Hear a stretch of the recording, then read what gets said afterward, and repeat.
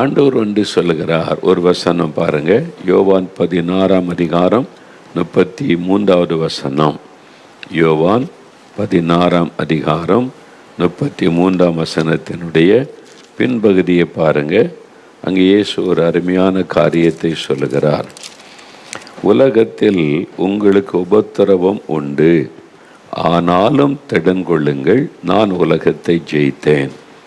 இயேசு வந்து அவரை பின்பற்றக்கூடிய சீஷர்களுக்கு, அவருடைய பிள்ளைகளுக்கு சொல்லுகிறார், என் பிள்ளைகளே, உலகத்தில் உங்களுக்கு உபத்திரம் உண்டு. உலகத்தில் தானே இருக்கிறோம், இங்கே தானே வாழுகிறோம். அப்போ இந்த உலகத்தில் உபத்திரம் உண்டு. ஒரே உபத்திரமாக இருக்குதுன்னா உபத்திரம் உண்டு. அதுதான் இயேசு சொல்லியிருக்கிறார். முதல்ல அதை நம்ம ஏற்றுக்கொள்ளணும். உலகத்தில் வாழும் வரைக்கும் நமக்கு உபத்திரம் உண்டு. ஆனால் இயேசு என்ன சொல்கிறார்? நான் உலகத்தை ஜெயித்தேன். அதே மாதிரி நம்மளும் ஜெயிக்கணும். அதான் அவருடைய விருப்பம். நான் ஜெயித்ததே உங்களுக்காகத்தான், அவங்க கூட இருந்து ஜெயம் தருவேன் என்று ஆண்டவர் சொல்லுகிறார். அப்போ உலகத்தில் இருக்கும் வரைக்கும் நமக்கு போராட்டம் உண்டு, யுத்தம் உண்டு, நெருக்கம் உண்டு. இதை நம்ம புரிந்து கொள்ளணும். அப்போ உபத்திரவம், பாடுகள், துன்பங்கள் இதெல்லாம் சொல்லணும். வீட்டுக்குள்ள ஒரே உபத்திரவங்க, வேலை செய்கிற இடத்துல ஒரே பாடுகளுங்க, ஒரே துன்பமாக தான் இருக்குது. அதுதான் வாழ்க்கை. முதல்ல அதை ஏற்றுக்கொள்ள பழகணும். உபத்திரமும் உண்டு, பாடுகள் உண்டு, துன்பங்கள் உண்டு. இதை நம்ம ஏற்றுக்கொள்ள பழகணும். நீங்கள் அதுக்கு அந்த உபத்திரவங்கள், பாடுகளை ஏற்றுக்கொண்டு உங்களை ஒப்பு கொடுத்துட்டிங்கன்னா நீங்கள் ஜெயித்தரலாம். நீங்கள் இதை மனதில் ஏற்றுக்கொள்ள மறுக்கிறீங்க. எதுக்கு எனக்கு உபத்திரம் வரணும், எதுக்கு எனக்கு பாடு வரணும்? சில தவறான உபதேசங்கள் வருது. ஏசெல்லாம் பாடுபட்டு முடிச்சிட்டார், நமக்கு பாடுகளே கிடையாது, உபத்திரமே கிடையாது, நீங்கள்லாம் ஜாலியாக இருக்கலாம் அப்படின்னு. உபத்திரவத்துக்கு மத்தியில் ஜாலியாக இருக்க தான் கிறிஸ்தவ வாழ்க்கை. பாடுகள் மத்தியில் மகிழ்ச்சியாக சந்தோஷமாக இருப்பது தான் கிறிஸ்தவ வாழ்க்கை. உபத்திரமே இல்லை, பாடுகளே இல்லைன்னா நீங்கள் இயேசுவை பின்பற்றலைன்னு அர்த்தம். என்ன சில வசனங்களை நான் வாசிக்கிறேன், நீங்கள் பாருங்களேன். 1 பேதுரு 1ஆம் அதிகாரம் 6ஆம் வசனம். பைபிள் எடுங்க, வசனத்தை எடுங்க. 1 பேதுரு 1ஆம் அதிகாரம் 6ஆம் வசனம் என்ன சொல்லுது? ஊழியக்காரங்க என்ன சொல்கிறாங்க அப்படின்னா வசனத்தின்படி சொல்கிறாங்களான்னு கவனிக்கணும். நீங்கள் பாட்டு அவர் சொல்லிட்டார், மோகன்லாஸ் சொல்லிட்டாருங்க அப்படின்னு. மோகன்லாஸ் சொல்கிறது வசனத்தில் இருக்கிறா, வசனத்தின்படி சொல்கிறாரா, அது உங்களுக்கு பார்க்கணும். வசனத்தில் நீங்கள் ஸ்ட்ராங்காக இல்லைன்னா எந்த ஊழியக்காரனாலும் நீங்கள் வஞ்சிக்கப்பட்டு போயிடுவீங்க. அதனால் மோகன்லாஸ் சொன்னாலும் வசனத்தோடு ஒப்பிட்டு பார்க்கணும், கரெக்டாக இருக்கா வசனத்தின்படி. அதுப்போ நீங்கள் வசனத்தில் ஒவ்வொருவரும் ஸ்ட்ராங்காக காணப்படணும். 1 பேதுரு 1ஆம் அதிகாரம் 6 வசனம் பாருங்கள். எடுத்துட்டிங்களா? 317வது பக்கம், புதிய ஏற்பாட்டில் அந்த வசனம் பாருங்கள். இதில் நீங்கள் மிகவும் சந்தோஷப்படுகிறீர்கள். அதாவது ரட்சிக்கப்பட்டோம், அபிஷேகம் பெற்றோம், ஆண்டவரோடு ஐக்கியமாக இருக்கிறோம், அதில் ரொம்ப சந்தோஷம், அதில் சந்தோஷப்படுகிறீர்கள். என்றாலும் துன்பப்பட வேண்டியது அவசியமானதால் இப்பொழுது கொஞ்ச காலம் பலவிதமான சோதனைகளினாலே துக்கப்படுகிறீர்கள். துன்பப்பட வேண்டியது அவசியம். நல்ல வசனத்தை கவனிங்க. துன்பப்பட வேண்டியது அவசியம். நான் துன்பப்பட வேண்டியது அவசியம். ஒவ்வொருவரும் அதை உணர்ந்து கொள்ளணும். நான் துன்பப்பட வேண்டியது அவசியம். இப்பொழுது கொஞ்ச காலம், இந்த உலகத்தில் இருக்க வரைக்கும் தான், அப்புறம் வந்து பரலோகத்தில் மகிழ்ச்சியாக இருக்க போகிறோம்ல, இது கொஞ்ச காலம், உலக வாழ்க்கை. கொஞ்ச காலம் பலவிதமான சோதனைகளினாலே துக்கப்படுகிறீர்கள். சில சமயம் துக்கம் வரும், அதை கடந்து நம்ம போகணும். பாடுகள், துக்கங்கள், இதை நம்ம கடந்து போய்த்தான் ஆகணும். அதனால் இதுக்கெல்லாம் விலகி ஒரு வாழ்க்கை வாழ முடியாது. இதுதான் ஆண்டவர் நமக்கு வசனம் போதிக்கிற காரியம். இன்னொரு வசனம் எடுங்க. அப்போஸ்தலர் நடபடிகள் 14ஆம் அதிகாரம், அப்போஸ்தலர் 14ஆம் அதிகாரம் 22வது வசனம் பாருங்க. அப்போஸ்தலர் 14:22. அது 183வது பக்கம் புதிய ஏற்பாட்டில். அந்த வசனம் நான் வாசிக்கிறேன் பாருங்க. சீஷருடைய மனதை திடப்படுத்தி பவுல் அப்போஸ்தலன் தான் ஊழியம் செய்து சபைகளை ஸ்தாபித்து விசுவாசிகளை ஏற்படுத்தின அந்த சபைகளை அவர் போய் சந்தித்து என்ன சொல்கிறாரு? சீஷருடைய மனதை திடப்படுத்தி விசுவாசத்தினாலே நிலைத்திருக்கும்படிக்கு அவர்களுக்கு புத்தி சொல்லி, நாம் அநேக உபத்திரவங்களின் வழியாய் தேவனுடைய ராஜ்யத்தில் பிரவேசிக்க வேண்டும் என்று சொன்னார்கள். அப்போ பரலோக ராஜ்யத்துக்கு போகிறது எப்படி? அநேக உபத்திரவங்களின் வழியாய். இதான் அறிந்து கொள்ளுங்க. ஒரு நாள் 2 நாள் அநேக உபத்திரம் வரும். அதுக்கு மத்தியில் தான் கிறிஸ்தவ வாழ்க்கை, அதுக்கு மத்தியில் தான் சந்தோஷம், அதுக்கு மத்தியில் தான் மகிழ்ச்சி. அந்த பாடுகளில் சந்தோஷம் அனுபவிக்கிற அந்த அனுபவத்துக்குள்ளே நம்ம வந்துடணும். புரியுதா உங்களுக்கு? இதான் வசனம். அப்போது சீஷருடைய மனதை திடப்படுத்தி விசுவாசத்தில் நிலைத்திருக்க முடியும். விசுவாசத்தில் தான் நீங்கள் பாடுகளை ஜெயிக்க முடியும். நீங்கள் எப்படி இதை ஜெயிக்கிறது? விசுவாசத்தினாலே. அப்போ அநேக உபத்திரவங்களின் வழியாய் அநேக உபத்திரம் வரும். நீங்கள் சொல்லுங்கள், கணவரால் உபத்திரவங்க, பிள்ளைகளால் உபத்திரவங்க, இந்த மனைவியால் உபத்திரவங்க, மாமியாரால் உபத்திரவங்க, வேலைக்கு போனால் அந்த ஆஃபீஸரால் உபத்திரவம், சபைக்கு போனால் அங்கேயும் உபத்திரவம் தான். என்ன தான் குறி வைத்து தாக்குறாங்க, பேசுகிறாங்க. இந்த மாதிரி எங்கே பார்த்தாலும் உபத்திரவம். அநேக உபத்திரவங்களின் வழியாய் நம்ம தேவனுடைய ராஜ்யம் பரலோக ராஜ்யத்துக்கு போய் ஆகணும். அப்போ உபத்திரவமே எனக்கு வேண்டாம் அப்படின்னா என்ன அர்த்தம்? பரலோகமே வேண்டான்னு சொல்கிற மாதிரி. அதனால் உபத்திரவம் துன்பம் வேண்டான்னு சொல்லாதுங்க. அது வரணும், அது இருக்கணும். அதுக்கு மத்தியில் நம்ம ஜெயித்து ஜெயித்து ஜெயித்து முன்னேறி போகணும். ஜெயிக்கிறவர்களாக இருக்கணும். அதுதான் முக்கியம். இப்போ நான் கடந்து வந்த பாதை திரும்பி பார்க்குறேன். ஆண்டவர் என்னை ஊழியத்துக்கு நான் என்னை ஒப்பு கொடுத்து 50 வருஷங்கள் ஆகிறது. 1974 ஊழியத்துக்கு அழைத்து என்னை ஒப்பு கொடுத்தேன். நான் ஆரம்பத்தில் ஊழியன்னா அது ஒரு பெரிய மதிப்பு, மரியாதை, புகழ்ச்சி அதுதான் இருக்கும்னு நினச்சேன். ஆனால் உள்ளே வந்த பிறகு தான் தெரிஞ்சது அதை விட பயங்கரம் பாடு, உபத்திரவம், நிந்தை, அவமானங்கள் இதுதான் சொல்லி. ஆரம்பத்தில் எனக்கு தெரியாது. முதல்ல தெரிஞ்சிருந்தால் வந்திருக்க மாட்டோம்ல. உள்ளே வந்த பிறகு தானே தெரியுது. திருப்பி ஓட முடியாதுல்ல. ஆண்டவர் பிடிச்சு நிறுத்திட்டாலே, இதுதான்ப்பா, இப்படி தான் ஊழியம் செய்தாகணும். அப்போ உபத்திரம் வரும். நான் எப்படி அதை ஜெயிக்கிறது அப்படின்னா, கவனிக்க, நான் ஆரம்பத்தில் நான் ஊழியத்துக்கு வந்த அந்த பிகினிங்கில் இந்த உபத்திரம் பாடு, நிறைய உபத்திரம் பாடு. சொல்லாததை சொன்னதா, செய்யாததை செய்ததா, பரிகாசம், ஏளனங்கள். அந்த காலத்தில் இந்த வீடியோலாம் இல்லை, இந்த யூடியூப் அது இதெல்லாம் இல்லைல்ல. இப்போ அதில் அந்த உபத்திரம் எல்லாம் காலங்களில் ஒவ்வொரு விதவிதமாக வந்தது. முதல்ல நேரில் இந்த சூழ்நிலையில் பேசினார், அப்புறம் பத்திரிகையில் எழுதினது, இப்போ வீடியோவில் வருகிறாரு. அதனால் உபத்திரம் பாடு மட்டும் நிற்கலை, அது வித்தியாசமான கலரில் வந்து கொண்டே இருக்கிறது, அவ்வளோதான். அதனால் அதை தான் பார்க்குறோம். அது முடிவடையலை. அப்போவே ஆரம்பத்தில் உபத்திரம் வந்தோடனே நான் சொன்னேன், என்னை விட்டுருங்க சாமி, நான் வரல ஊழியத்துக்கு, நான் ஏதாவது வேலை பார்க்குறேன், டைம் கிடைக்கும் போதெல்லாம் ஊழியம் செய்வேன், தினம் ஊழியம் செய்வேன், ஞாயிற்றுக்கிழமை எல்லாம் ஊழியம் செய்வேன். நீங்கள் எனக்கு ஜீவன் கொடுத்துருக்குறீங்க, என்னை விட்டுருங்க. நான் அப்படி முழு நேர ஊழியத்துக்கு இப்படிலாம் பேசுகிறாங்க, கண்டதெல்லாம் பேசுகிறாங்க. நான் ஊழியத்துக்கு வர முன்னால் யாரும் இப்படிலாம் பேசலை, இப்போ தான் பேசுகிறாங்க, என்னை விட்டுருங்க ஆண்டவரேன்னு தான் நான் உட்காந்து அழுதேன். எனக்கு ஞாபகம் இருக்குது, ஒரு நாள் எங்கள் வீட்டில் சென்னையில் ராத்திரி 12 மணி, எனக்கு தாங்க முடியல, உட்காந்து அழுதுகிட்டே இருக்கேன். நான் ரொம்ப சென்சிட்டிவ். யாராவது ஏதாவது சொல்லிவிட்டு அவனை என்னால் தாங்க முடியாது, தூக்கம் வராது, கண்ணீராக வரும். அந்த மாதிரி நான் என்னோடய சுபாவம் எப்படி இருந்ததா அது மாதிரி, அதனால் தாங்க முடியாமல் அழுதுகிட்டே இருந்தேன் நான். அப்போ வெகு நேரம் தனியாக உட்காந்து அழுதுகிட்டு இருக்கேன் ரூமில். இயேசு என்னை சந்தித்தா, ஆண்டவர் பேசினார். நான் ஒரு அநேகமான சமயங்கள் துக்க முகத்தோடு தான் பார்த்துருக்கிறேன். பல பாரமான காரியத்தை சொல்லி ஜெபிக்க சொல்லுவார், அப்படி தான் பார்த்துருக்கிறேன். ஆனால் அன்றைக்கி ஆண்டவர் சிரித்த முகத்தோடு எதுக்கிட்ட அழுதுகிட்டு இருக்கிற அப்படின்னு கேட்டேன். ஓய் யூ ஆர் கிரையிங். இல்லை, இந்த மாதிரி பேசுகிறாங்க.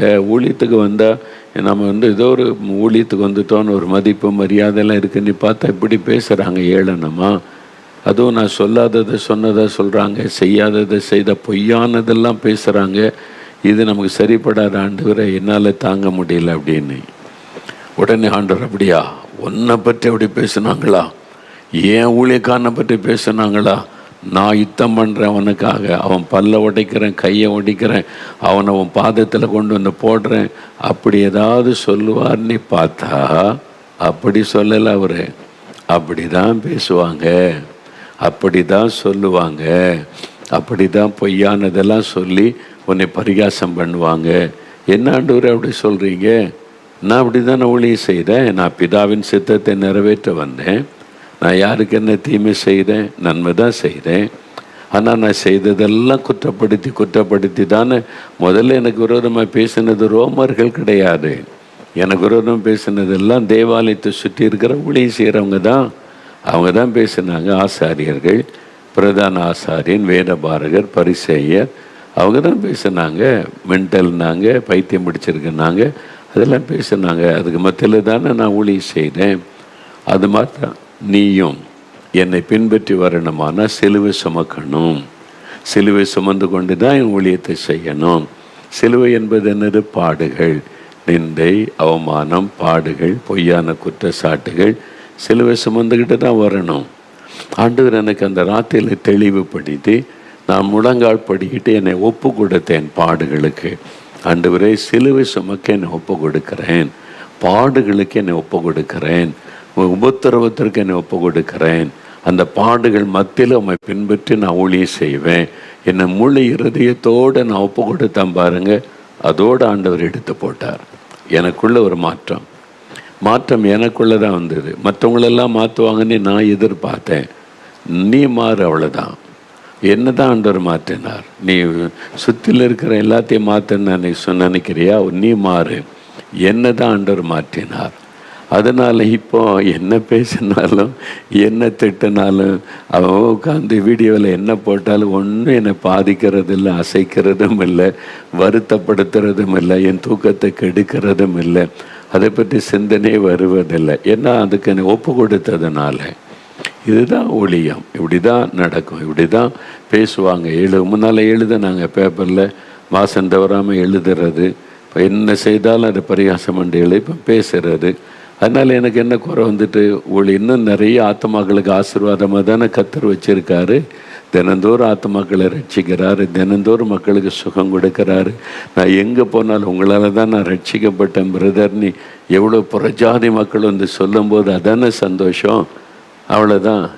எழுதட்டும், பேசுகிறவன் பேசட்டும். உபத்திரவத்துக்கு ஒப்பு கொடுத்துட்டா நீங்கள் ஜெயிச்சிடலாம். சாத்தான் வந்து இந்த நிந்தை அப்படி எழுதுறது மூலமாக என்னை சோர்ந்து போக பண்ணிடணும், ஊழியத்தை முடைக்கிறோன்னு அவன் நினச்சான். அதுக்கு எழுதுகிற ஊழியர்களை பயன்படுத்தினான். இப்போ பேசுகிற ஊழியரை பயன்படுத்துகிறான். உட்காந்து வீடியோவில் பேசிட்டா நம்ம முடங்கிடுவான்னு. ஆனால் இன்னும் தீவிரமாக தான் ஊழியம் செய்கிறோம். ஆண்டு சொன்ன ஜெயிக்கணும். இதெல்லாம் கண்டு சுதந்திரம், இதெல்லாம் குப்பைகள், உதறி தள்ளிட்டு போய்கிட்டே இரு, அவ்வளோதான். அதெல்லாம் தான் ஆண்டவர் கற்றுக் கொடுத்தார். அப்போ உபத்திரவத்திற்கு நீங்கள் ஒப்பு கொடுக்கணும். இயேசுவை பின்பற்ற எப்போ நீங்கள் அவரை ஏற்றுக்கொண்டு பின்பற்ற ஆரம்பிச்சிங்களோ உபத்திரவத்தின் பாதையில் தான் நடத்துவார். அப்போ அதற்கு உலகம் உங்களை பகைக்கும். உலகத்தில் பல விதங்களில் நெருக்கங்களை கொண்டு வரும். உங்களை சோர்ந்து போக பண்ணுகிற காரியங்கள் நடக்கும். அப்போ அநேக உபத்திரவங்கள் வரும். துன்பப்பட வேண்டியது அவசியம். அநேக உபத்திரவங்கள் வழியாகத்தான் நடக்கணும். இதெல்லாம் வேதம் நமக்கு போதிக்கிற சத்தியங்கள்.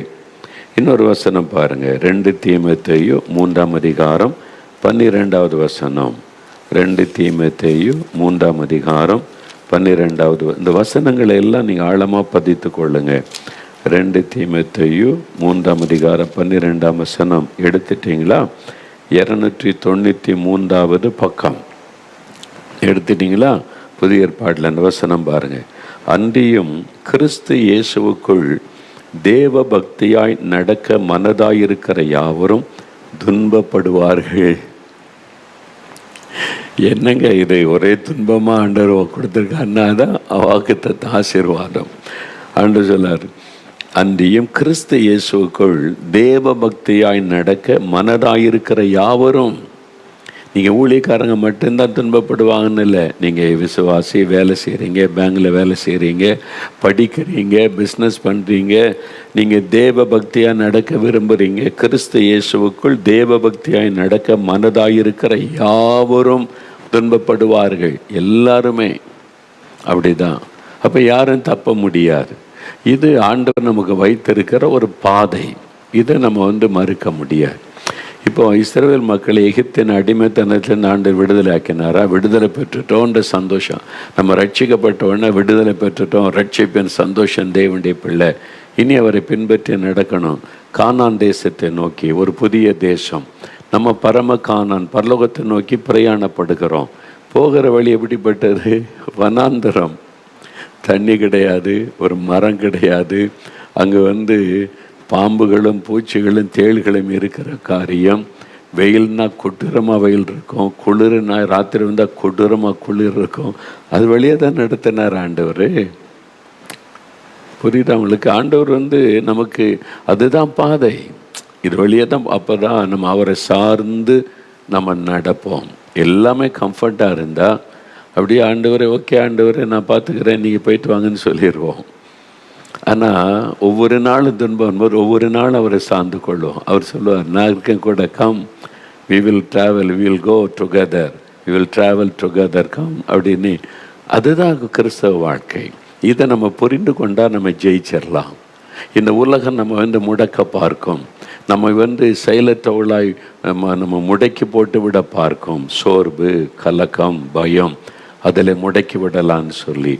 ஆனால் பாருங்கள், கிறிஸ்து இயேசுக்குள் தேவ பக்தியாய் நடக்க மனதாய் இருக்கிற யாவரும் துன்பப்படுவார்கள்.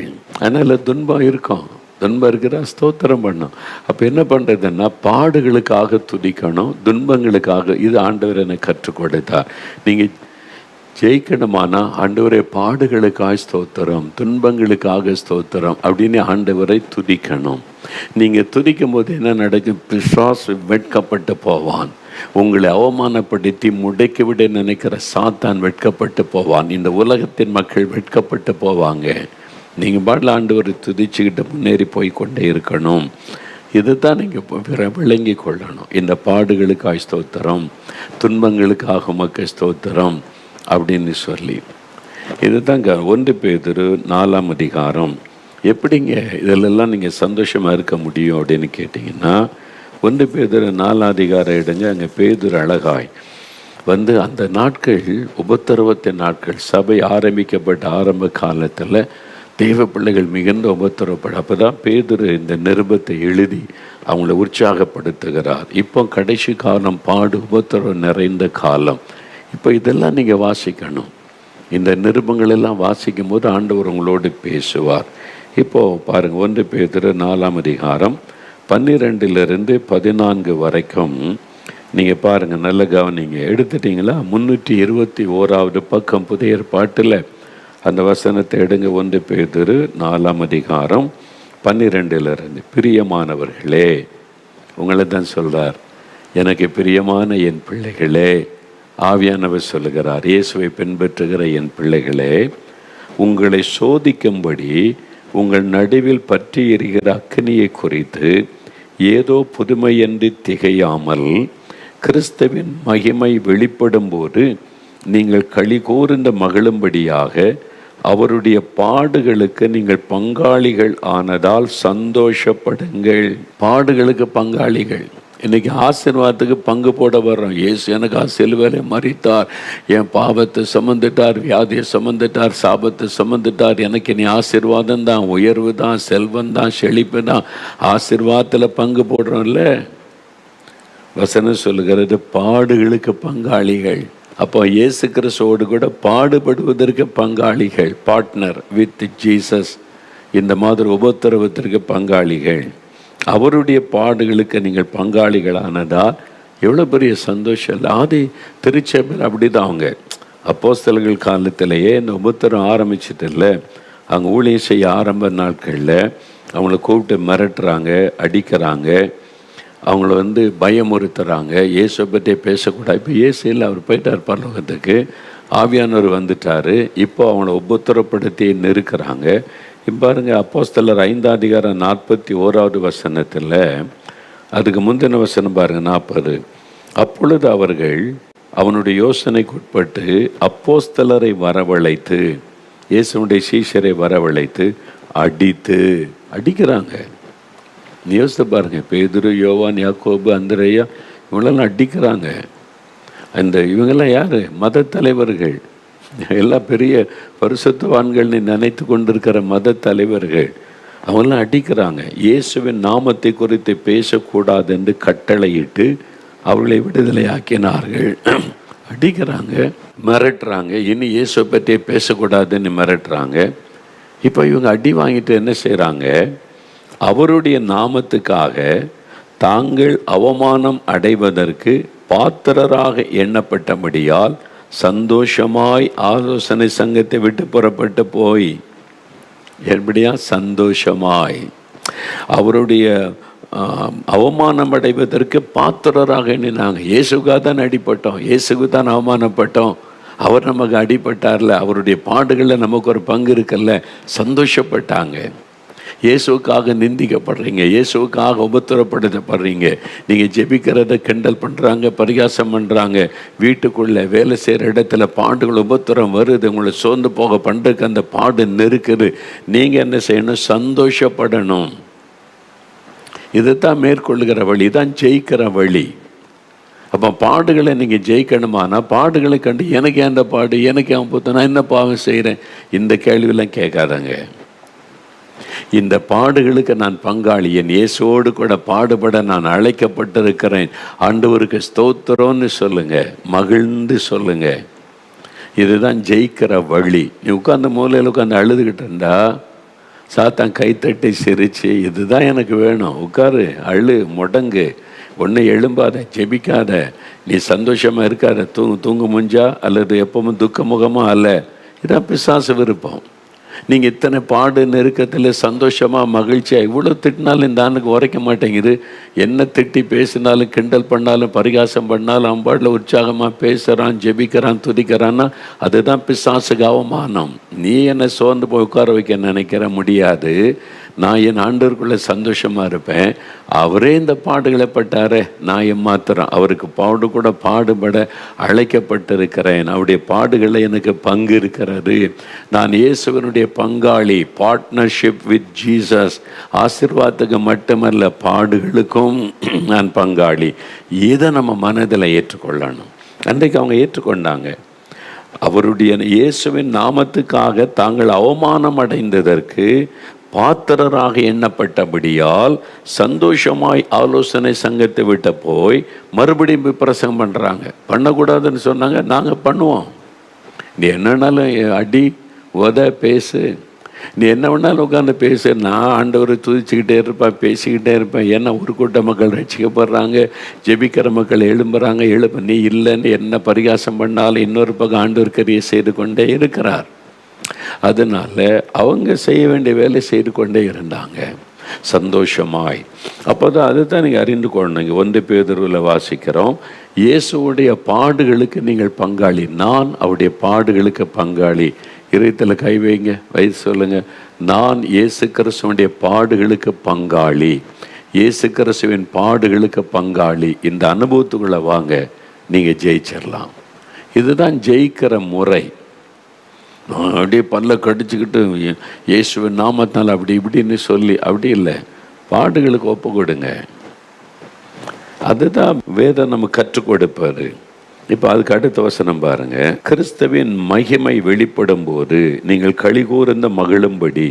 இப்போ அந்த பாடுகளை அனுபவிச்சிங்கன்னா இயேசு 2வது முறை திரும்ப வரும்போது மகிமை வெளிப்படும் போது நீங்கள் களிகூர்ந்த மகிழுவீங்க. ஆண்டவர் உங்களை அப்படியே வரவேற்பார். எனக்காக நீ பாடுபட்டல்ல, நிந்திக்கப்பட்டல்ல, அடிப்பட்டல்ல, அவமானப்படுத்தப்பட்டல்ல, அதெல்லாம் நீ சகிச்சல்ல, கம் எஜமானுடைய சந்தோஷத்துக்குள் பிரவேசி. அந்த நாளுக்காகத்தான் நம்ம வாழுகிறோம், இந்த உலக காரியத்துக்கு இல்லை. உலகத்தில் இருக்க வரைக்கும் இப்படி தான் இருக்கும். பாதி பேர் புகழுவாங்க, பாதி பேர் இகழுவாங்க. ரெண்டையுமே நம்ம எதிர்பார்க்கணும். ஆனால் ஒரு நாள் அவரை சந்திப்போம் பாருங்க, அப்போ எவ்வளோ பெரிய சந்தோஷம். அவர் மகிழ்ச்சியோடு நம்மை அணைத்து கொள்ளுவார். அதனால் சந்தோஷப்படுங்கள். 14ஆம் வசனம் பாருங்க, 1 பேதுரு 4:14, நீங்கள் கிறிஸ்துவின் நாமத்தின் நிமித்தம் நிந்திக்கப்பட்டால் பாக்கியவான்கள். கிறிஸ்துவின் நாமத்தின் நிமித்தம் நீங்கள் நிந்திக்கப்பட்டால், உலகம் நம்மை நிந்திக்கும், உலகம் நம்மை பரிகசிக்கும். சொந்த வீட்டுக்குள்ளேயே பரிகாசம் பண்ணுவாங்க, வேலை செய்கிற இடத்துல பரிகாசம். அப்போ இயேசுவை பின்பற்றுவதனால, அவரை சொல்றதுனால, அவரை நோக்கி ஜெபிக்கிறதுனால, அவருடைய நாமத்தை தரித்திருக்கிறதுனால, நான் இயேசுவை பின்பற்றுகிறேன், அவருடைய சீஷன்னு சொல்லுகிறதுனால உங்களுக்கு நீங்கள் நிந்திக்கப்பட்டால் பாக்கியவான்கள், ஆசீர்வதிக்கப்பட்டவங்க. அவங்க தான் ஆசீர்வதிக்கப்பட்டவங்க. நான் ஆசீர்வதிக்கப்பட்டவன். என்னை நிந்திக்க நிந்திக்க நிந்திக்க ஆண்டவர் ஆசீர்வதிச்சுக்கிட்டே இருக்கார்ல, உயர்த்திக்கிட்டே இருக்கிறார்ல, இன்னும் நிறைய ஊழியம் தர்றார்ல, இன்னும் நிறைய ஆத்துமாக்கள் தர்றார்ல, இன்னும் நிறைய அற்புதங்கள்லாம் நடக்குது இல்லை. அப்போ நான் ஆசீர்வதிக்கப்பட்டவன் தானே. ஆமாம், நிறைய பேர், எவ்வளோ பேர் புரட்சி கிறிஸ்தவர் அல்லாத மக்கள் வந்து, ஐயா நான் அந்த ஜெபிக்கலாம் நிகழ்ச்சியை பார்த்து ஜெபித்தேன், என் மரண கட்டிலிருந்து எனக்கு ஒரு விடுதலை தந்துட்டாரு, நான் இயேசுதான் ஆண்டவனை அறிந்து கொண்டேன். எத்தனை பேர் வந்து சொல்கிறாங்க. இதை விட என்ன மகிழ்ச்சி வேணும்? இதாங்க சந்தோஷம். அடுத்த ஆளை திட்டி உட்காந்து பேசியிருக்கேன், அதில்ல. அது பணத்துக்காக, காசுக்காக திட்டுறது. நம்ம வந்து பரலோக பாக்கியத்துக்காக பாடுபடுகிறோம். பரலோகத்தில் போய் சந்தோஷப்படுறதுக்கு இப்போ உபத்திரவத்திற்கு ஒப்பு கொடுத்துருக்கிறோம். இதுதான் வித்தியாசம். அப்போது நான் ஆசீர்வதிக்கப்பட்டவன். எதனால்? நான் நிந்திக்கப்படுறேன்ல, பரிகாசம் பண்ணப்படுறேன்ல. அதனால் இயேசுவின் நாமத்தின் நிமித்தம் நிந்திக்கப்படுறதுனால நான் பாக்கியவான் ஆண்டு சொல்றார். ஆண்டவர் சொல்லி இருக்கிறார். ஏனென்றால் தேவனுடைய ஆவியாகிய மகிமையுள்ள ஆவியானவர் உங்கள் மேல் தங்கி இருக்கிறார். அவர்களாலே தூஷிக்கப்படுகிறார், உங்களாலே மகிமைப்படுகிறார். இதான் ஒரு சீக்ரெட். நல்லா நீ கவனிங்க அந்த வசனத்தை பாரு. ஏனென்றால் தேவனுடைய ஆவியாகிய மகிமையுள்ள ஆவியானவர் உங்கள் மேல் ஆவியானவர் தங்கி இருக்கிறார். பரிசுத்த ஆவியானவர் எனக்குள்ளே தங்கி இருக்கிறார்.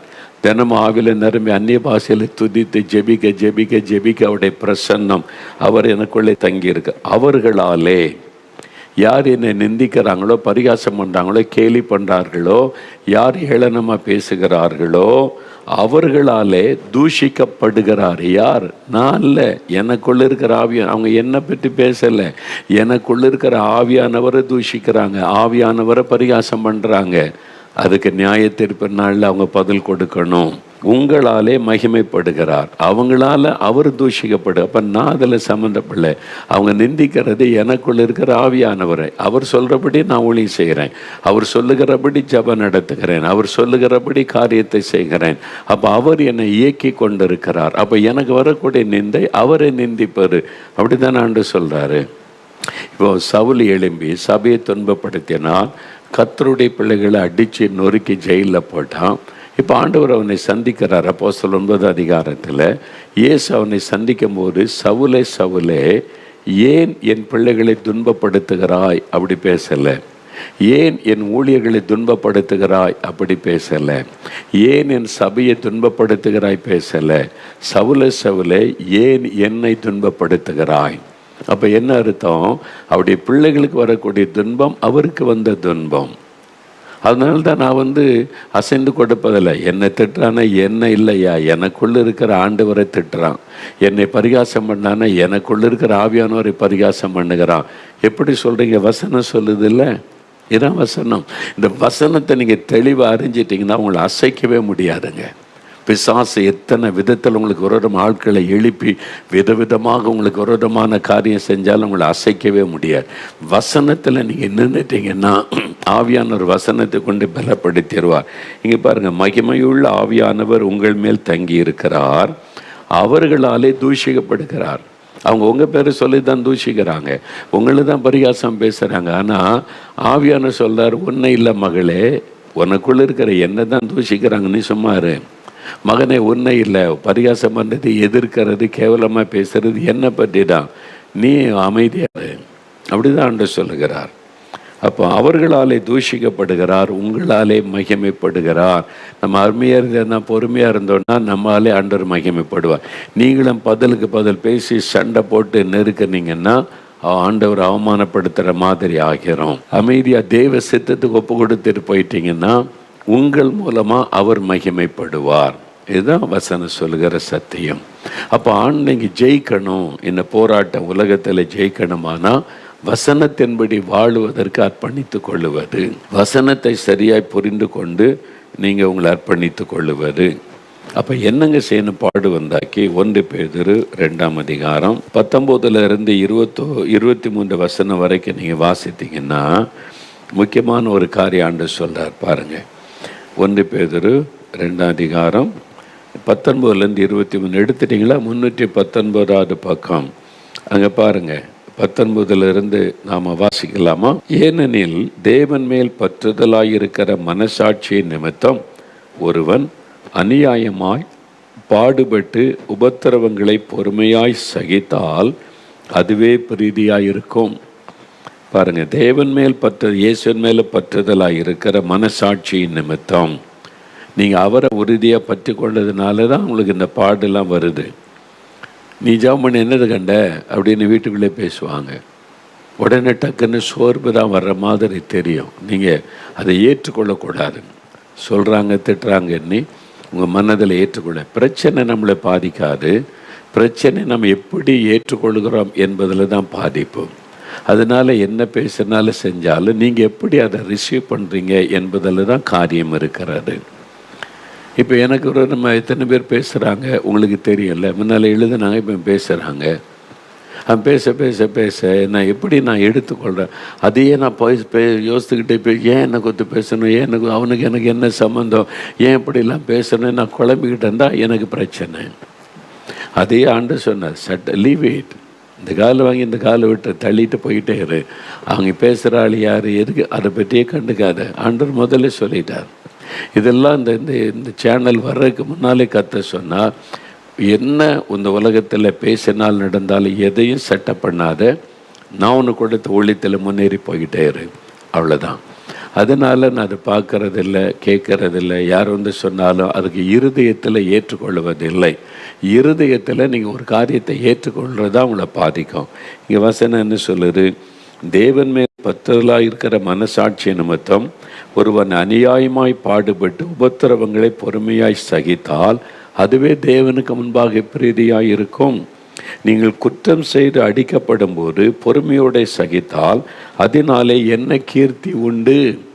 நல்ல கவனி. இப்போ என்ன சொல்கிறேன், நம்ம பெரும்பாலும் நான் தப்பு பண்ணி என்னை திட்டினா பரவாயில்லைங்க, நான் ஏதோ தப்பு பண்ணிட்டேன்னு என்னை வயதா என்னை நடத்தினா பரவாயில்ல, நான் அந்த மாதிரி பண்ணலையே, ஒன்றுமே செய்யலையே, ஆனால் ஒன்றும் செய்யாதுக்கு என்ன பேசுகிறாங்களே, என்னை வேலை செய்கிற இடத்துல தப்பு பண்ணிட்டேன்னா திட்டினா பரவாயில்ல, ஒன்றுமே இல்லாமல் திட்டுறாங்களே, இதுதான் உங்களுடைய குற்றச்சாட்டு. ஆனால் வசனம் என்ன சொல்லி பாருங்க, ஆப்போசிட்டாக இருக்குல்ல. நம்ம நினைக்கிற ஆப்போசிட். அப்போ வசனத்தின்படி நம்ம வாழணும், நம்ம சிந்தனையை கீழ்ப்படுத்தணும். நல்ல கவனிங்க. திரும்ப, நீங்கள் குற்றம் செய்து அடிக்கப்படும் போது, நீங்கள் தப்பு பண்ணிட்டீங்க, உங்களை அடிக்கிறாங்க, திட்டுறாங்க, தண்டனை கொடுக்குறாங்க, அதை பொறுமையோடு நீங்கள் சகித்த, சரி தப்பு பண்ணிட்டேன், சரி நல்ல பொறுமையோடு சகித்தால் அதனால என்ன கீர்த்தி உண்டு? நீங்கள் தப்பு பண்ணீங்க, தண்டிக்கப்படுறீங்க, தப்பு பண்ணீங்க, உங்களை பேசுகிறாங்க, தப்பு பண்ணீங்க, உங்களுக்கு இந்த காரியம் நடக்குது, அவமானப்படுத்துகிறாங்க, சரியா போச்சு, அதனால என்ன கீர்த்தி உண்டு?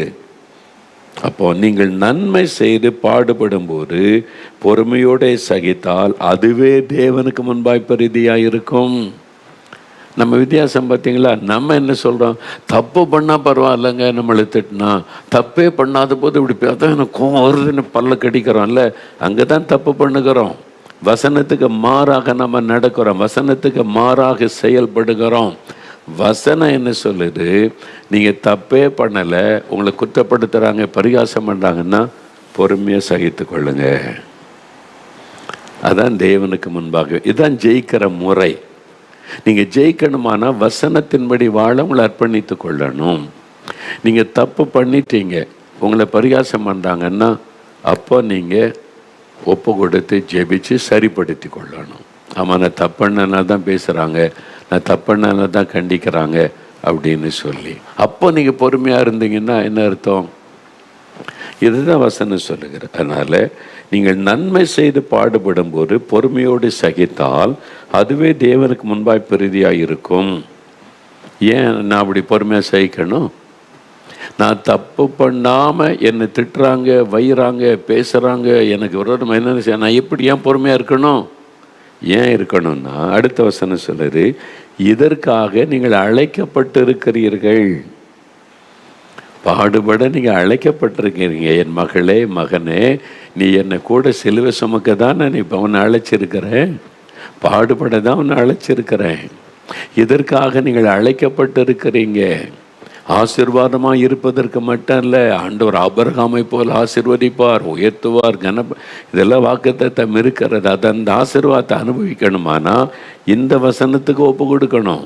ஆபிரகாம் மாதிரி ஆசீர்வதிக்கப்பட்ட சொந்த வீட்டை விட்டு, சொந்த இனத்தை விட்டு நான் காண்போ, அது சாதாரண காரியமா? இத்தனை வருஷ காலம் 75 வருஷம் ஒரே ஐக்கியத்தில் வாழ்ந்துட்டு அதை விட்டுட்டு போனால் எங்கே போகிறது? அந்த தேசம் எப்படிப்பட்டது? என்ன மக்கள் தன்னுடைய பரிவாரத்தை கூட்டிகிட்டு போகிறது சாதாரண காரியமாக? எத்தனை பாடு, எத்தனை பேர் கேள்வி கேட்டிருப்பாங்க, ஆபிரகாம் எங்கே போகிற தெரியாது. நீ முட்டாளா? நீ எந்த தேசம், அங்கே மக்கள் எப்படி இருக்காங்க, ஆடு மாடுகளுக்கு அங்கே புல்லெல்லாம் இருக்குமா, வசதி இருக்குமா, ஒய்ஃபெல்லாம் கூட்டிகிட்டு போகிற வசதி இருக்குமா, இதெல்லாம் தெரியாமல் போகிறேன்ற அவனுக்கு புத்தி இருக்குதா? பேசியிருப்பாங்கல்ல, சாராள்கிட்ட போய் பேசியிருப்பாங்கல்ல. உலகம் பேசும், உலகம் நெருக்கம். என்ன அவன் தான் பைத்தியக்கார மாதிரி போகிறான்னு சொன்னால் நீயும் தலையாட்டிக்கிட்டு போகிற, இல்லை என் கணவரோட ஆண்டவர் பேசியிருக்கிறார் நான் போகிறேன், அவனு கூட சேர்ந்து நீயும் ஒரு பைத்தியக்காரியாக இருக்கிறிய, பேசியிருப்பாங்கல்ல உலகம். அப்படி தான் இன்றைக்கி உலகம் பேசும்.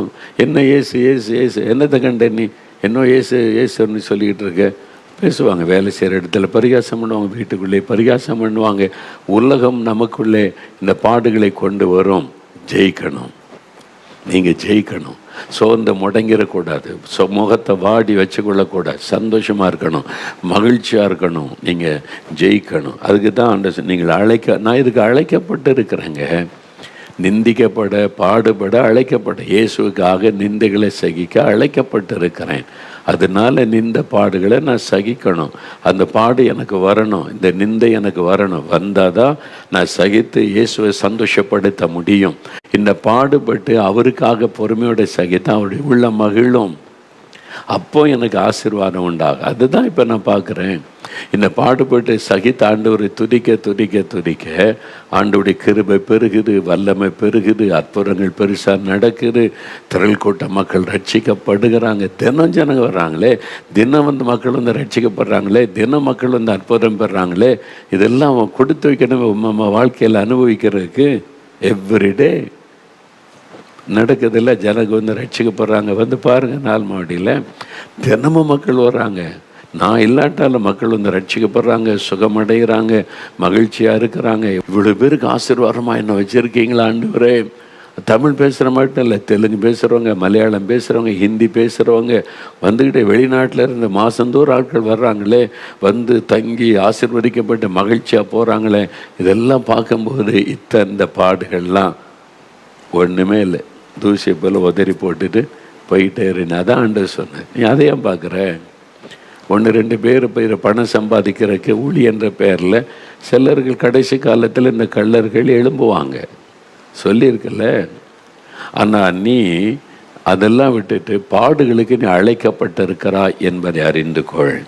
அப்போ இதற்காக அழைக்கப்பட்டிருக்கிறீங்க. ஏனெனில் கிறிஸ்துவும் உங்களுக்காக பாடுபட்டு நீங்கள் தம்முடைய அடிச்சுவடுகளை தொடர்ந்து வரும்படி உங்களுக்கு மாதிரியை பின்வைத்து போனார். சரிங்களா? ஏன் அவருக்காக பாடுபடணும்? ஏன் அவருக்காக பாடு செய்யணும்? ஏன்னா எனக்காக அவர் பாடுபட்டார், எனக்காக அவர் நிந்திக்கப்பட்டார், எனக்காக அவர் அடிக்கப்பட்டார், எனக்காக அவர் சிலுவை சுமந்தார், எனக்காக அவர் அவமானப்படுத்தப்பட்டார், எனக்காக அத்தனை பாடுபட்டிருக்கிறாரே. அவருக்காக நான் பாடுபடுவது எவ்வளோ பெரிய பாக்கியம், சிலாக்கியம். அதான் கிறிஸ்தவம் உங்களுக்காக பாடுபட்டு நீங்கள் தம்முடைய அடிச்சுவடுகளை தொடர்ந்து வரும்படி உங்களுக்கு மாதிரியை பின் வைத்து போனார். இயேசு தான் நமக்கு மாடல். நீங்கள் வேறு யாரையும் பார்க்காருங்க. ஜீசஸ் கிரைஸ்ட் அவர் மாடல், அவர் தான் மாதிரி. நமக்கு அவர் இப்படி நடந்து வா, இதுதான் வாழ்க்கை. இந்த பாடு தான், நிந்து தான், அவமானம் தான், சிலுவை சுமக்கணும், இந்த வழியில் நடந்து வா. நீ அடிச்சுவடுகளை பின்பற்றி வரும்படி மாதிரியை பின்வைத்து போயிருக்கிறார். அப்போ இயேசு தான் மாதிரி. இயேசுவை கண்மனால் நிறுத்தி வாழ பழகிட்டீங்கன்னா ஈஸியாக ஜெயிச்சிடலாம். நீங்கள் உலக மக்கள், உலகத்தில் உள்ள மற்றவங்களை பார்க்க போய் தான் சோர்பெல்லாம் மறுகிறாரு. இப்போ இந்த இயேசு என்ன பண்ணார்? 22-23 அவர் பாவம் செய்யவும் இல்லை, அவருடைய வாயில் வஞ்சனை காணப்படவும் இல்லை. அவர் வையப்படும் போது பதில் வையாமலும், பாடுபடும் போது பயமுறுத்தாமலும், நியாயமாய் தீர்ப்பு செய்கிறவருக்கு தம்மை ஒப்புவித்தார். பிதாவுக்கு தன்னை ஒப்புவித்து, அவ்வளோதான், என்னை பேசுனா பேசி, திட்டன்னா திட்டு, நான் பிதாவின் சித்தத்தை நிறைவேற்ற ஒப்பு கொடுத்திருக்கிறேன் இதாங்க கிறிஸ்தவ வாழ்க்கை. இதுதான் பாடு நிறைந்த ஒரு வாழ்க்கை. நம்ம ஜெயிக்கணும். நம்ம ஜெயிக்கணும் என்ன செய்யணும் தெரியுமா? இப்போ ஒன்றுன்னா பார்த்தல, பொறுமையாக சகிக்கணும், பதில் சொல்லாமல் இருக்கணும், இயேசுவை முன் வைத்து நீங்கள் வாழ பழகணும், வசனம் நமக்கு தெளிவாக தெரியணும், வசனத்தை உள்ளத்தில் பதித்து கொண்டு வசனத்தின்படி வாழ்வதற்கு உங்களை அர்ப்பணித்து கொள்ளணும்.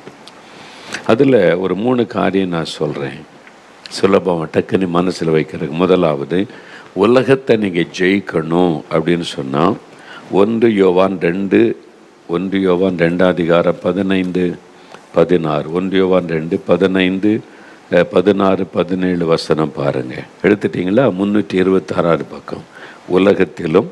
உலகத்தில் உள்ளவைகளிலும் அன்பு கூறாதிருங்கள். ஒருவன் உலகத்தில் அன்பு கூர்ந்தால் அவனிடத்தில் பிதாவின் அன்பு இல்லை. ஏனெனில் மாம்சத்தின் நிச்சயம், கண்களின் நிச்சயம், ஜீவனத்தின் பெருமையும் ஆகிய உலகத்தில் உள்ளவைகளெல்லாம் பிதாவினால் உண்டானவைகள் அல்ல, அவைகள் உலகத்தினால் உண்டானவைகள். உலகமும் அதன் நிச்சயம் ஒளிந்து போம். தேவனுடைய சித்தத்தின்படி செய்கிறவனோ என்றென்றைக்கும் நிலைத்திருப்பான்.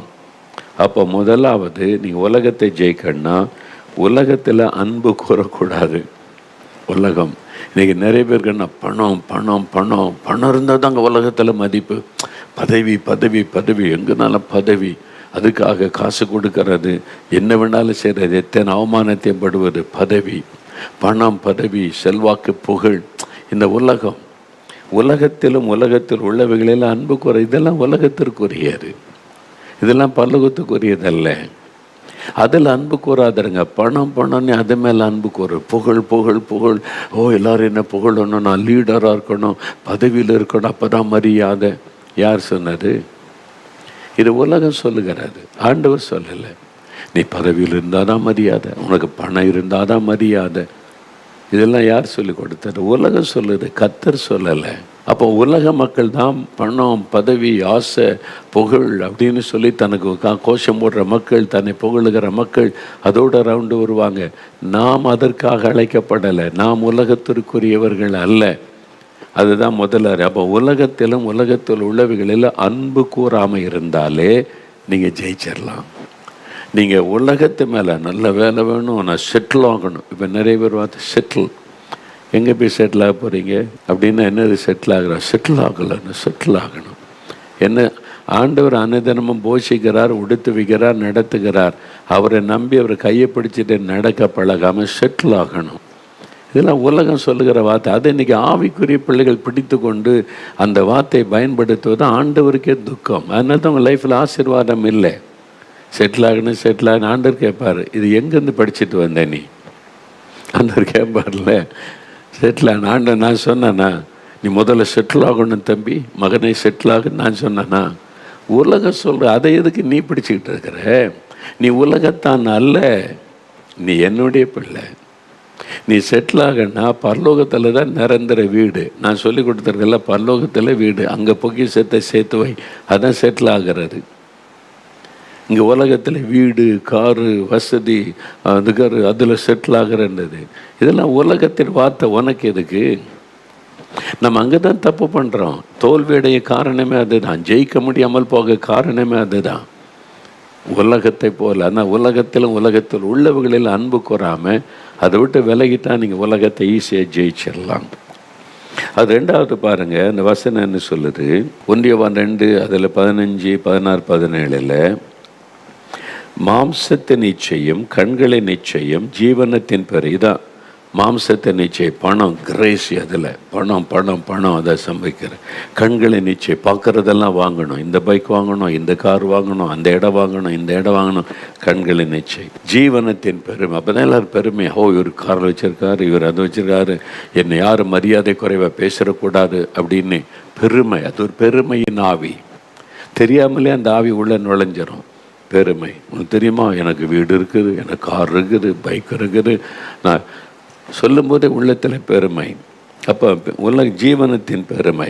இதில் உலகத்தில் உள்ளவைகள் எல்லாம், இதெல்லாம் பிதாவினால் உண்டானவைகள் அல்ல, இவைகள் உலகத்தில் உண்டானவைகள். உலகமும் அது நிச்சயம் ஒளிந்து போகும், தேவனுடைய சித்தத்தின்படி செய்கிறவனோ என்றென்றைக்கு நிற்பான். முதல்ல உலகத்தில் அன்பு கூறாமல் அதை விட்டு விலகுங்க.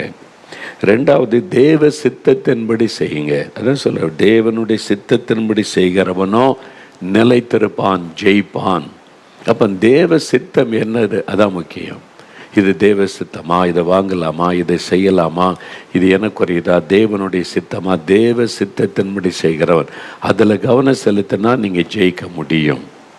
மூன்றாவது நீங்கள் பார்த்தீங்கன்னா 1 யோவான் 5ஆம் அதிகாரத்தில் 4-5 வசனம் பாருங்கள். 1 யோவான் 5ஆம் அதிகாரம் 4-5 வசனங்கள் பாருங்கள். தேவனால் பிறப்பதெல்லாம் உலகத்தை ஜெயிக்கும். நம்முடைய விசுவாசமே உலகத்தை ஜெயிக்கிற ஜெயம். இயேசுவானவர் தேவனுடைய குமாரன் என்று விசுவாசிக்கிறவனை அன்றி உலகத்தை ஜெயிக்கிறவன் யார்? உலகத்தை ஜெயிக்கணும்னா என்ன செய்யணும்? நமக்கு முதல்ல இயேசுக்குள்ளே பிறக்கணும், ரட்சிக்கப்படணும், ஆண்டவருக்குள்ளே நம்முடைய வாழ்க்கை அர்ப்பணிக்கணும், விசுவாசம். அப்போது முதல்ல உலகத்தில் அன்பு கூறாதபடி அதை விட்டு விலகணும். அந்த உலக காரியம் நமக்கு எதுக்கு? நமக்கு உணவு தேவை, உடை தேவை, தங்கருக்கு இடம், இதெல்லாம் ஆண்டவர் அன்னைத்தானே நம்முடைய தேவையெல்லாம் அவர் சந்திப்பார். அதுக்கு மேலே உலக மக்களை போல் ஆசைப்பட்டு பணம், பொருள், நிலம் அப்படின்னு சொல்லி அதில் பெருமைக்கெடுத்த காரியம், அதில் இடம் கொடுக்காமல் இருந்தாலே நீங்கள் ஜெயிக்க முடியும். ரெண்டாவது, பிதாவின் சித்தம். ஒவ்வொன்று எதை செய்தாலும் தேவனுடைய சித்தம்தான் நிறைவேற்றின கவனம் செலுத்துங்க, ஜெயிச்சிடலாம். மூன்றாவது, உங்களுடைய விசுவாசம். விசுவாசத்தை வைத்து கர்த்தர் மேலே விசுவாசம் வைத்தீங்கன்னா நீங்கள் ஜெயித்தரலாம். இதில் கவனம் செலுத்துங்க. சரி, அப்போ இன்றைக்கு இந்த 3 காரியம் பார்த்துருக்குறோம். உபத்திரம் உண்டு, பாடுகள் உண்டு. இந்த உபத்திர பாடுகளை நம்ம ஜெயிக்கணுமானா கொஞ்சம் பொறுமை நமக்கு வேணும். உலகத்தில் உள்ளதில் அன்பு கூறக்கூடாது. தேவ சித்தமானதை மட்டும் நம்ம செய்யணும். அவரை விசுவாசித்து வாழ ஆரம்பித்தாலே உலகத்தை ஜெயித்தரலாம். அப்படி ஒப்பு கொடுக்குறீங்களா? இன்றைக்கு இப்போ ஆண்டவர்கிட்ட சொல்லுங்கள். அப்படியே கண்களை மூடி ஒரு நிமிடம் உங்களுடைய இருதயத்தில் கை வைத்து, பாடு இருக்குதா, நிந்த இருக்குதா, உபத்திரம் இருக்குதா, இருதயத்தில் கை வைங்க. அப்படியே மனதில் நீங்கள் உபத்திரம் இருக்குது, பாடு இருக்குது, நிந்த இருக்குது, அவமானம் இருக்கிறது, இயேசுவை பின்பற்றுறதுனால, ஜெபிக்கிறதுனால, சுவிசேஷம் அறிவிக்கிறதுனால பரிகாசம் பண்ணுறாங்க. ஆண்டவரே, இந்த பாடுகளுக்காக ஸ்தோத்திரம், இந்த நிந்தைக்காக ஸ்தோத்திரம், இந்த உபத்திரவத்திற்காக ஸ்தோத்திரம். துதிக்க ஆரம்பிங்க. இந்த பாடுகளுக்காக ஸ்தோத்திரம், உபத்திரவத்திற்காக ஸ்தோத்திரம். நான் பாக்கியவான், நான் பாக்கியவதி, நான் ஆசீர்வதிக்கப்பட்டவன். ஆண்டவரே, உம்முடைய நாமத்திற்காக துன்பப்படுகிற நான் பாக்கியவான் என்று சொல்லி இருக்கிறீங்க. நான் ஆசீர்வதிக்கப்பட்டவன். என் உபத்திரவம், பாடுகள், நெருக்கங்களுக்காய் ஸ்தோத்திரம், ஸ்தோத்திரம், ஸ்தோத்திரம். ஆண்டவரே, நான் உலகத்திலும் உலகத்தில் உள்ளவைகளிலும் அன்பு கூறக்கூடாது. அந்த அன்பு உங்கள் மேலே மட்டும்தான் நான் இருக்கணும். பரலோகத்தை நான் நேசிக்கணும். காணப்படாதவைகள் மேலே கவனம் செலுத்தணும். அதற்கு என்னை ஒப்பு கொடுக்கிறேன். பிதாவின் சித்தம் செய்ய என்னை ஒப்பு கொடுக்கிறேன். என் விருப்பத்தை நிறைவேற்றாதபடி பிதாவின் சித்தத்தை நிறைவேற்ற ஒப்பு கொடுக்கிறேன். உங்கள் மேலே நான் விசுவாசம் வைத்திருக்கிறேன். விசுவாசத்தினாலே உலகத்தை ஜெயிக்கலாம்னு சொன்னீங்களே, நான் உங்களை விசுவாசிக்கிறேன், வல்லமை விசுவாசிக்கிறேன். ஆண்டவரே, யார் யார் இந்த பிள்ளைகள் ஒப்பு கொடுத்து ஜெபிக்கிறாங்களோ அவங்க மேலே உம்முடைய வல்லமை இறங்கட்டும், உம்முடைய அபிஷேகம் இறங்கட்டும், ஆவியானுடைய பலன் இறங்கட்டும். இன்றைக்கு அவர்கள் உலகத்தை ஜெயிக்கிறவர்களாக எழும்பட்டும், ஜெயம் பெற்றவர்களாக எழும்பட்டும். இந்த மகனுக்கு, இந்த மகளுக்கு ஜெயம் கொடுத்து பலப்படுத்தி ஆசீர்வதித்து நடத்தும். ஜெயம் பெற்றவர்களாய் உமக்கு முன்பாய் வந்த நெருக்க பிள்ளைகளுக்கு கிருபை தாரும். இதோ நீர் ஜெயிக்க கிருபை தருகிற அன்பிற்காக ஸ்தோத்திரம், ஸ்தோத்திரம், ஸ்தோத்திரம். இயேசுவின் நாமத்தில் ஜெபிக்கிறோம் பிதாவே. ஆமேன், ஆமேன். என் ஆத்துமாவே கர்த்தரை சோஸ்தரி, என் முழு உள்ளமே அவருடைய பரிசுத்தமுள்ள நாமத்தை சோஸ்தரி. என் ஆத்துமாவே கர்த்தரை சோஸ்தரி, அவர் செய்த சகல உபகாரங்களை மறவாதே. ஆமேன், ஆமேன்.